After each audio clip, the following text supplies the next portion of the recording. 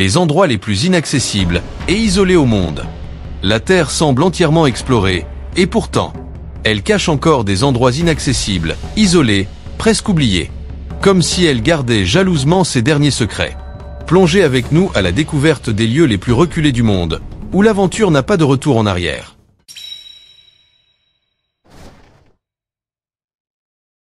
Numéro 20, île Devon, Canada.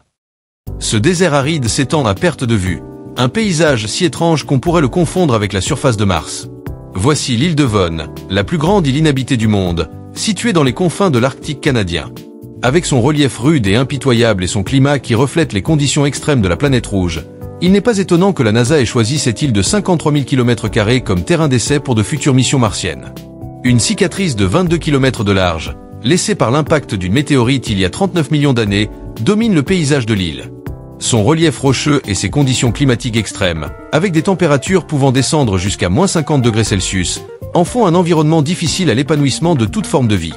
Pourtant, malgré les difficultés, le projet Octomars de la NASA y mène des recherches depuis 1997, démontrant la résilience et l'adaptabilité de l'humanité face à l'adversité. Scientifiques et ingénieurs du monde entier affluent sur l'île Devon pour tester des technologies de pointe et simuler la vie sur Mars. Des rovers conçus pour traverser la surface accidentée de la planète rouge aux combinaisons spatiales capables de résister aux intenses radiations cosmiques, l'île est devenue un terrain d'essai pour l'avenir de l'exploration spatiale. Les enseignements tirés ici ouvriront la voie à la plus grande aventure de l'humanité à ce jour, le voyage vers Mars. Numéro 19. L'île de North Sentinel. L'île de North Sentinel, d'une superficie d'accent grave peine 80 km² dans le golfe du Bengale, résiste à la civilisation moderne depuis plus de 60 000 ans. Terre des Sentinelles, l'une des dernières tribus isolées au monde, ce royaume isolé est farouchement défendu par ses habitants. Les Sentinelles ont violemment rejeté toute tentative de contact, préservant avec détermination leur mode de vie ancestral. On sait peu de choses sur les Sentinelles, leur langue, leur culture ou leurs croyances restent un mystère.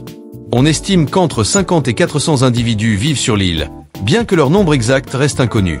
Le gouvernement indien a déclaré l'île interdite aux visiteurs, respectant le souhait de la tribu de rester isolée et à l'abri du monde moderne.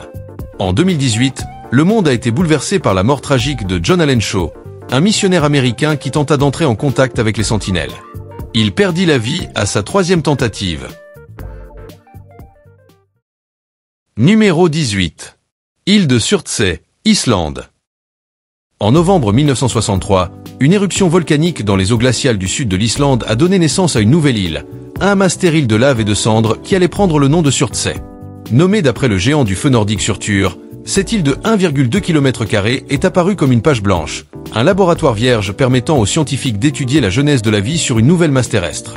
Depuis l'apparition de Surtsey, les chercheurs ont suivi son évolution avec attention. Les scientifiques ont observé l'arrivée de graines transportées par le vent et les vagues, la colonisation de plantes et d'insectes robustes, ainsi que la formation lente mais progressive d'un écosystème unique. L'île a été déclarée réserve naturelle, dont l'accès est strictement réservé au personnel scientifique, afin de garantir un développement aussi naturel que possible.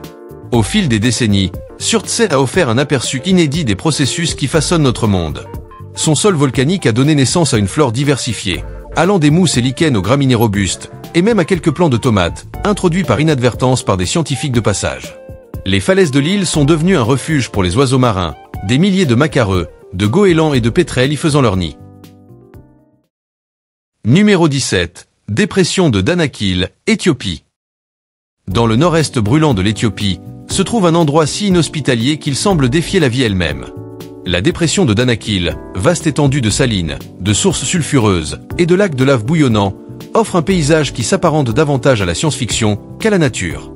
Avec des températures dépassant régulièrement les 49 degrés Celsius, elle figure parmi les endroits les plus chauds de la planète. À son point le plus bas, le Danakil plonge à environ 125 mètres sous le niveau de la mer, ce qui en fait l'un des points les plus bas d'Afrique et l'une des terres les plus basses du monde. Malgré ces conditions extrêmes, le Danakil est un lieu d'une beauté incomparable et d'une grande curiosité scientifique. Les salines, formées par l'évaporation d'anciens lacs, s'étendent sur des kilomètres dans une étendue d'un blanc éclatant, ponctuée de quelques rares mineurs de sel qui bravent la chaleur pour extraire le précieux minéral. Les sources sulfureuses, avec leur fumée nocive et leur couleur kaléidoscopique, illustrent avec éclat la puissance brute des forces géologiques de la Terre, et les lacs de lave, avec leur surface bouillonnante de fusion, offrent un aperçu du cœur même de la planète. Mais la caractéristique la plus remarquable du Danakil est peut-être la vie qui prospère en son sein. Dans les sources chaudes et les bassins riches en minéraux, les micro-organismes ont évolué pour résister à des températures et des niveaux d'acidité qui seraient mortels pour la plupart des formes de vie sur Terre. Ces extrémophiles, comme on les appelle, suscitent un vif intérêt chez les scientifiques, qui pensent qu'ils pourraient détenir des indices sur les origines de la vie sur notre planète et la possibilité de vie sur d'autres. Numéro 16. Île Pitcairn, Pacifique Sud. Les îles Pitcairn, minuscules territoires britanniques d'outre-mer dans l'immensité du Pacifique Sud, abritent l'une des communautés les plus isolées au monde. Avec seulement 50 habitants, cet archipel isolé possède une histoire unique. Ses habitants sont les descendants des tristement célèbres mutins du Bounty qui s'y installèrent en 1790, reliant les îles à un sombre chapitre de l'histoire maritime.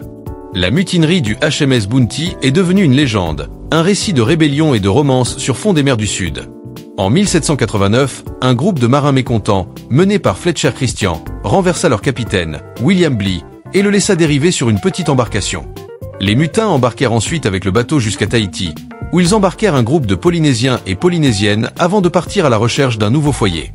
Ils finirent par le trouver sur l'île Pitcairn, un affleurement volcanique isolé de seulement 4,4 km². Pendant de nombreuses années, les descendants des mutins vivaient dans un isolement relatif, leur nombre augmentant lentement jusqu'à ce que la population de l'île atteigne un pic de 233 en 1937. Cependant, au cours des dernières décennies, la communauté a été secouée par un scandale, avec des révélations d'abus sexuels généralisés conduisant à la condamnation de 6 hommes en 2004. Numéro 15. L'île aux serpents, Brésil. Au large de Sao Paulo, au Brésil, se trouve un lieu si dangereux qu'il a été déclaré interdit au public. L'île de Queimada Grande, plus connue sous le nom d'île aux serpents, est une étendue de terre de 43 hectares qui abrite une population impressionnante de vipères à tête de lance dorée, l'un des serpents les plus venimeux de la planète. Cette espèce, unique au monde, évolue en vase clos sur l'île depuis des millénaires. Sans prédateurs naturels et grâce à une abondance d'oiseaux migrateurs, les serpents prospèrent, leur population étant estimée entre 2000 et 4000 individus. Leur venin est si puissant qu'il provoque une nécrose rapide des tissus humains, et une seule morsure peut tuer une personne en moins d'1 heure. La réputation mortelle de l'île lui a valu une place dans le folklore local, avec des récits de morts horribles et d'évasions de justesse. Au début du XXe siècle, un gardien de phare et sa famille auraient été tués par les serpents après qu'ils eurent envahi leur maison. Aujourd'hui, la marine brésilienne interdit l'accès à l'île aux visiteurs, n'en autorisant l'accès qu'à une poignée de chercheurs qui étudient les vipères à tête de lance dorée dans leur habitat naturel.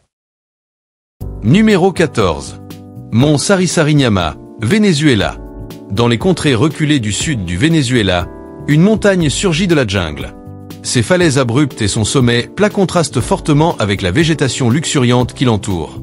C'est le mont Sarisariñama, lieu de mystère et de légende, où les secrets d'un monde ancien se cachent parmi les formations rocheuses tortueuses et les gouffres béants qui entaillent sa surface. Pour le peuple indigène Yanomami, qui vit à l'ombre de Sarisariñama, depuis des générations, la montagne est un lieu d'une grande importance spirituelle, un site sacré où résideraient les esprits de leurs ancêtres. Mais pour le monde extérieur, le mont Sarisariñama est resté largement méconnu jusqu'aux années 1970, lorsqu'un groupe de scientifiques vénézuéliens a fait une découverte surprenante. Survolant la montagne à bord d'un petit avion, les scientifiques ont remarqué une série d'immenses dolines qui marquaient le sommet, certaines mesurant plus de 300 mètres de profondeur et 300 mètres de largeur. Intrigués, les scientifiques sont retournés à pied sur la montagne, bravant la jungle dense et les falaises abruptes pour explorer de près ces étranges formations. Ils ont découvert un paysage unique en son genre. Les dolines, appelées cimas en espagnol, n'étaient pas de simples fosses vides, mais des écosystèmes complexes à part entière, dotés d'une flore et d'une faune unique, adaptés à la vie dans l'environnement frais et humide de ces formations cavernicoles. Certains gouffres étaient si profonds qu'ils possédaient leur propre microclimat, avec des températures et des niveaux d'humidité qui différaient considérablement de ceux de la jungle environnante. Numéro 12. Vallée du Javari, forêt amazonienne. La vallée du Javari, une étendue de 83 000 km² au cœur de la forêt amazonienne, est un sanctuaire préservé de toute civilisation moderne. Cette région sauvage et intacte abrite certaines des dernières tribus isolées de la planète. Ces peuples autochtones ont choisi l'isolement, défendant farouchement leur mode de vie traditionnel contre les influences extérieures.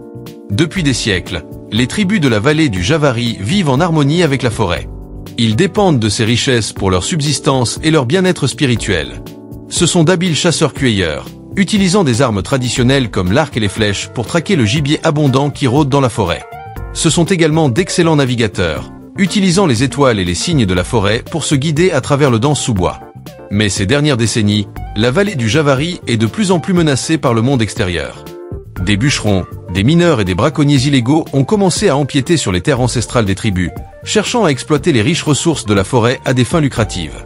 Les tribus ont réagi par une résistance farouche, se livrant à de violents affrontements avec les intrus et payant parfois de leur vie la défense de leur territoire. Numéro 11. Fosse des Mariannes. Plongeant dans les profondeurs les plus sombres de l'océan Pacifique, un gouffre s'ouvre, capable d'engloutir l'Everest tout entier, tout en laissant de l'espace.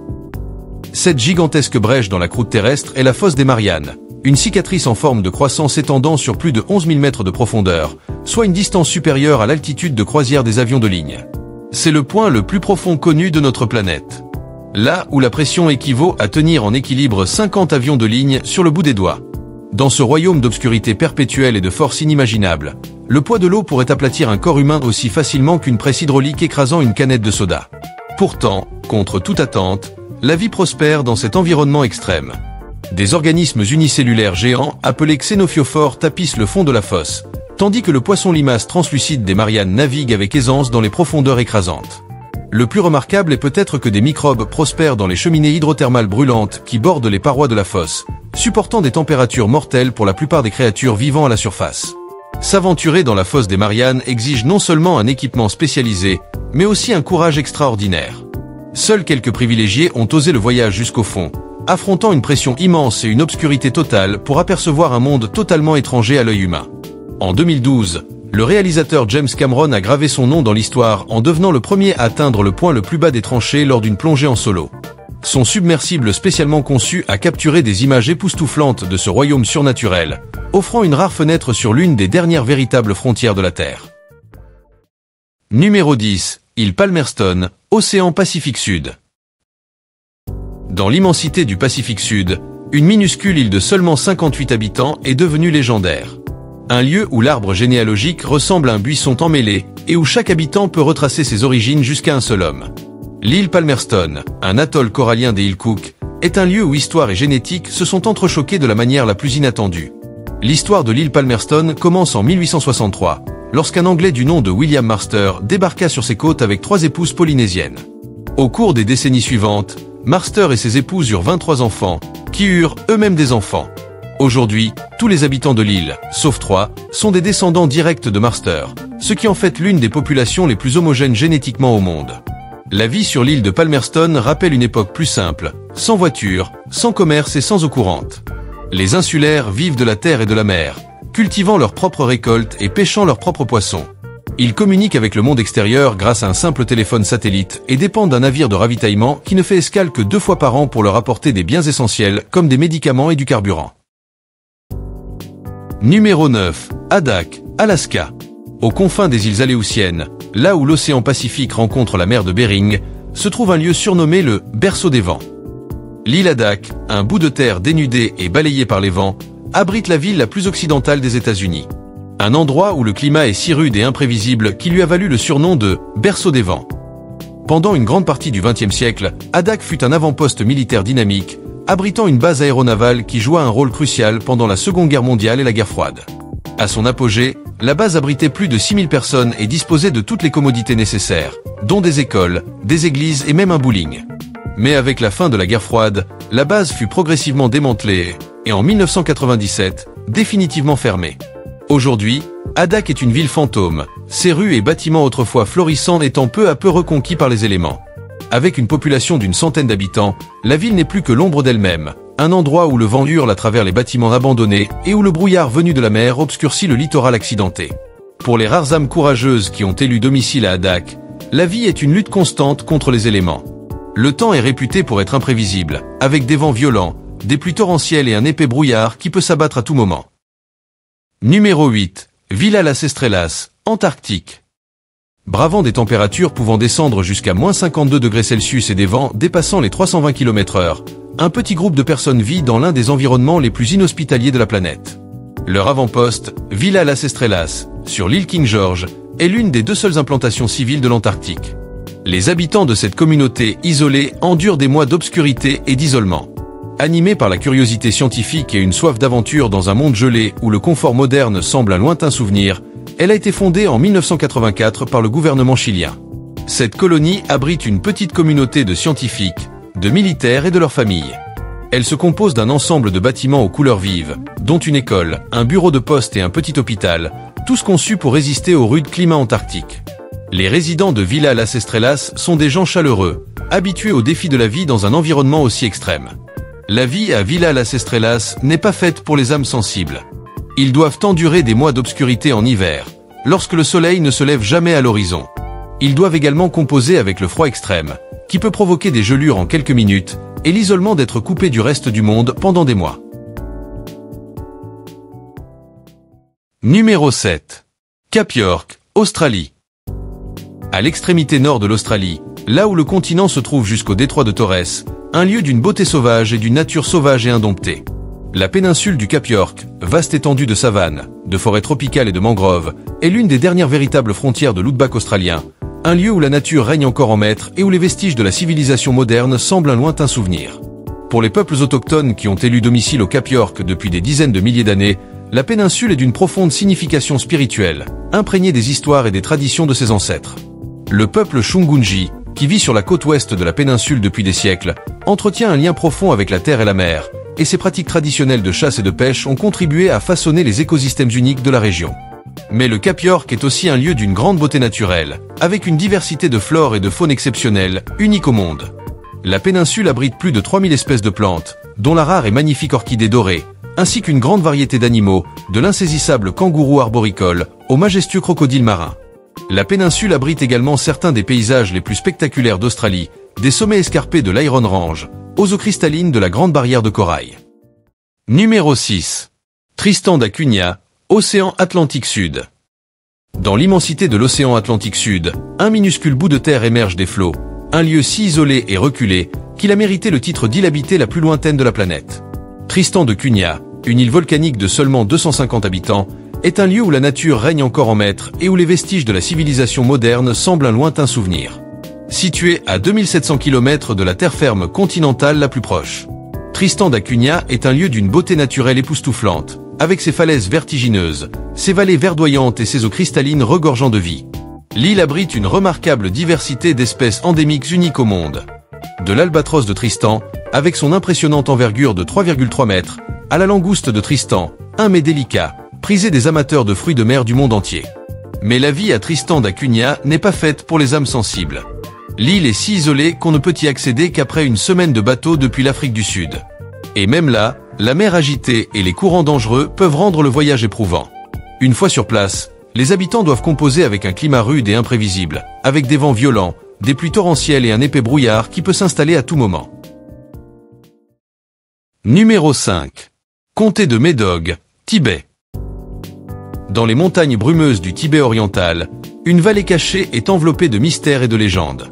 Le comté de Médoc, surnommé le lotus caché en tibétain, est un lieu d'une beauté naturelle époustouflante et d'une profonde signification spirituelle, une terre où le voile entre le physique et le divin semble le plus ténu.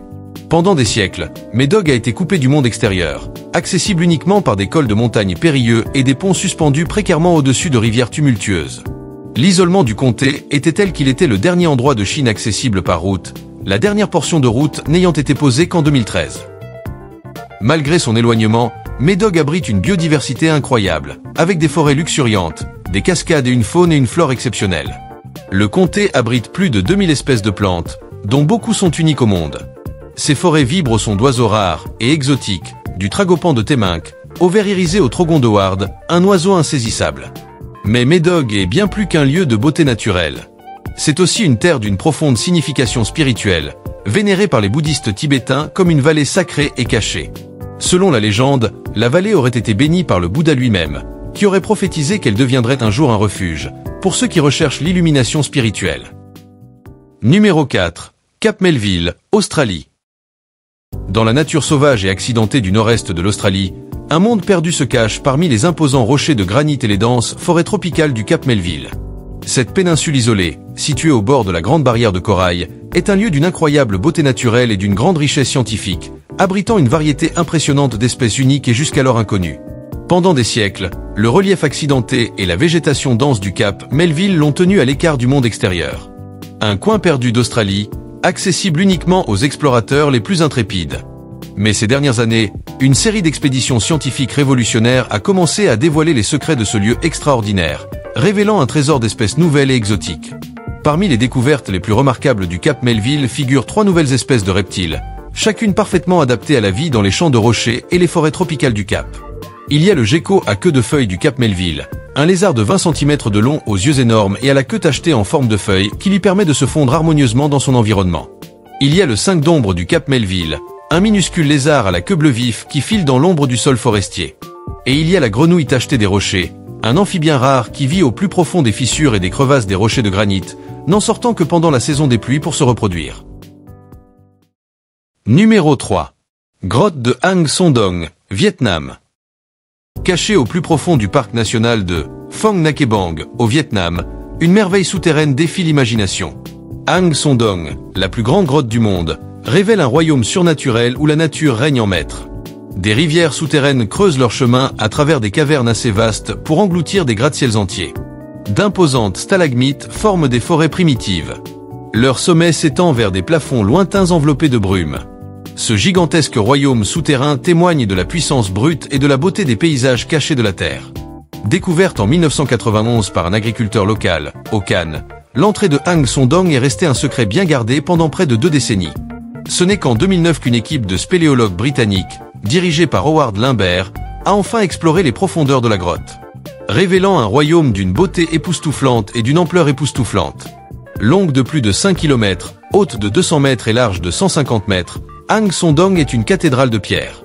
La géologie unique de la grotte a créé un monde dans le monde, doté de son propre système climatique, de sa flore et de sa faune. La lumière du soleil filtre à travers d'immenses gouffres, illuminant des jungles souterraines d'arbres anciens et d'espèces rares que l'on ne trouve nulle part ailleurs sur Terre.